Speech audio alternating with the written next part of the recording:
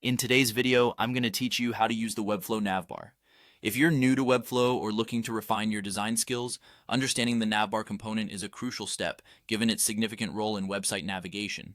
So, let's dive right in and walk through each step of the process, ensuring you can effectively incorporate a Navbar into your Webflow project. First up, you'll need to open your project in the Webflow Designer. This is where all the magic happens. Once there, take a look at the left panel. You'll notice a plus sign, also known as the Add panel. Go ahead and click on that. You'll be taken to a variety of elements you can add to your website. Now, scroll down to find the Advanced section. This is where you'll see the navbar option. You simply need to drag this navbar component into the body of your page. Typically, you'll want this at the top of your page as it will serve as the main navigation area for your visitors.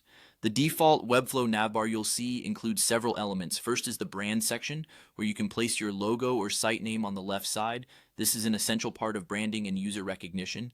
Next, there's the nav menu, which is a group of links that usually appears on the right side.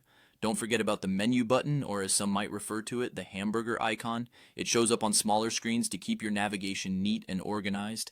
Finally, the navbar also includes a container. This ensures your elements stay centered and aligned, maintaining a clean aesthetic. Once you have your navbar in place, it's time to customize it.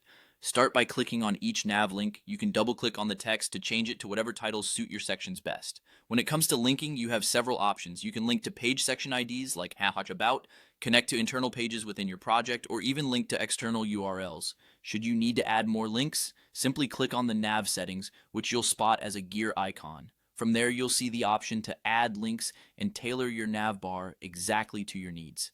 Moving on to positioning, which, while optional, can enhance your navigation's functionality. Select the navbar and navigate to the Style panel. For a seamless scrolling experience, set your navbar's position to sticky and fix the top position to 0.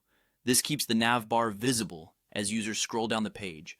To ensure it stays above all other elements, assign it a z-index. For instance, setting a z-index of 100 will do the trick. And there you have it, a comprehensive guide to using the Webflow Navbar. Implement these steps to give your website a solid and stylish navigation system.